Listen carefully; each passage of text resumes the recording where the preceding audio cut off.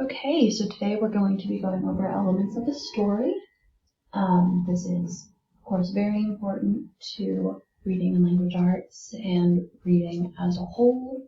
You will use these elements of the story throughout your education and any reading that you do from here on. So let's dive right in. To start off, there are a few things that you'll need to remember. I've formed these into questions for you instead of just giving you the definitions. So for characters and setting, it's going to be who is the story about and where and when does the story take place. Point of view is who is the story being told by. Conflict and solution is what is the problem that the characters face and how do they solve it. And you will see conflict multiple times throughout many stories. Oftentimes there won't just be one conflict. Plot is what is the story about, and then there are a few elements here of going further into the plot. Exposition, how does the story begin? Rising action, what is the driving force of the plot? What is the character's main motivation? Inciting incident, what is the tipping point for the characters? Climax is just how the story ends. And then, of course, we're going to go back into the theme. What lesson is the author trying to teach? You guys already know that.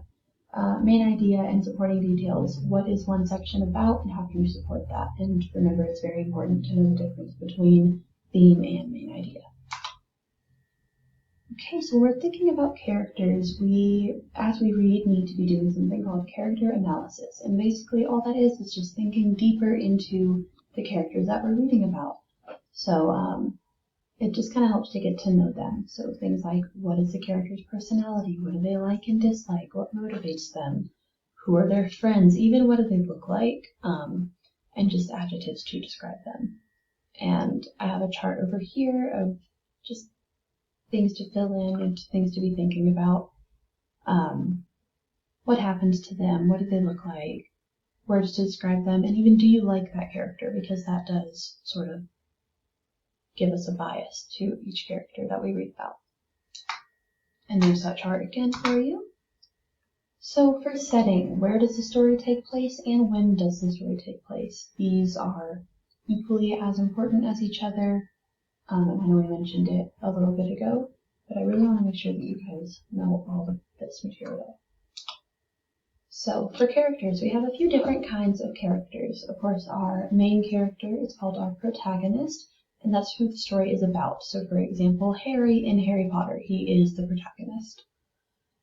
We have our supporting characters, so other characters in the story, usually the protagonist's friends and family, classmates, people like that are who come to mind. So for Harry Potter, Hermione and Ron are some supporting characters, Seamus, Neville, even the Dursleys.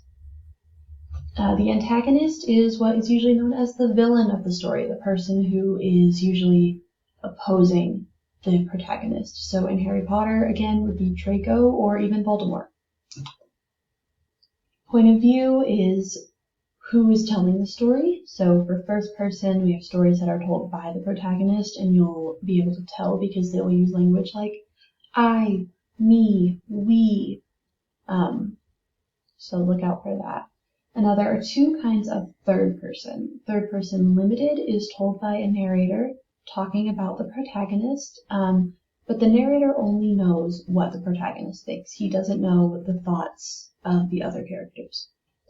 Third person omniscient is a story told by a narrator about one protagonist, but in this case the narrator knows the thoughts of all of the other characters. So in Harry Potter, it is told by a third-person omniscient narrator because you get to see the thoughts of Ron and Hermione as well as Harry.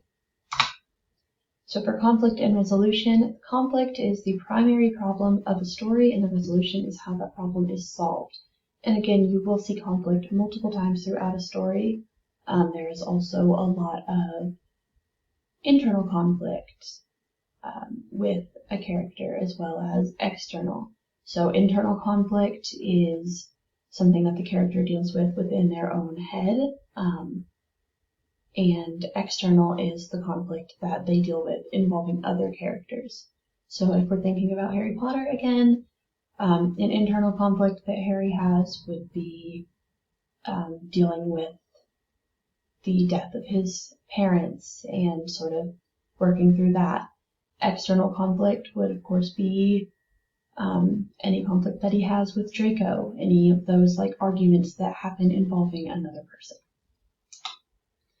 And this is just a little chart for you guys to use or to be thinking about when we're talking about conflict. What is the problem? Think about that first. What events, what steps do the characters take to solve the problem? And then, of course, solution, how does the problem end up being solved? So just fun to keep that in your head.